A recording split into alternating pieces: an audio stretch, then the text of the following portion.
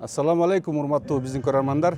Биз Өзгөн шаарында, Кемпирабадта Манас Ниязовдун чоң улак тоюнда биринчи эле биз ушул жерге келгенде Аламан Улак Федерациясынын президенти Чолпонбай аканы жолуктуруп калдык. Ошол кишиден интервьюбүздү баштасак. Чолпонбай ака, ассаламу алейкум. Алейкум ассалам. Жаспы. Ушул федерация курулду, ачылды, жаңы. Сиз президент болуп шайландыңыз.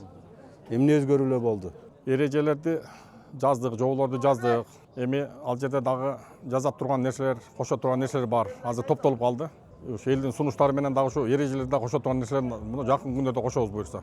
Жаңы эрежелерден эң негизги кайсылар болуп атат? Торпок менен текени экөөнү ошо кошо бирге алып кетели деген сунуштар көп болуп атат. Алып баруучулар тууралуу дагы сунуштар болуп атат. Байланышчыларды дагы ушул карап, өтө талдап, кара кылды как жарган ушу байланышчылардан коюлду деген сунуштар да көп болуп атат. Карточкалар жөнүндө айтсаңыз, эмне эрежелерди бузса кызыл карточка алат?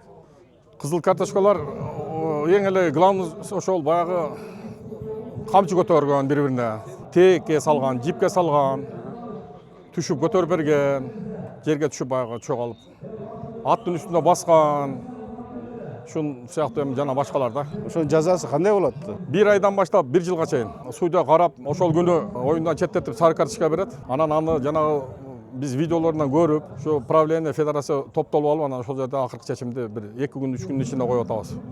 Себеби ал ордунан коюп коюш кээде туура келбей калат экен. Ат көп болгондо байланыштуу баягы көрүнбөй калат экен, чала көрүп калат экен дегендей. Кызылды ордунан бере албай атканыбыздын бирден бир себеби ошол болуп атат да.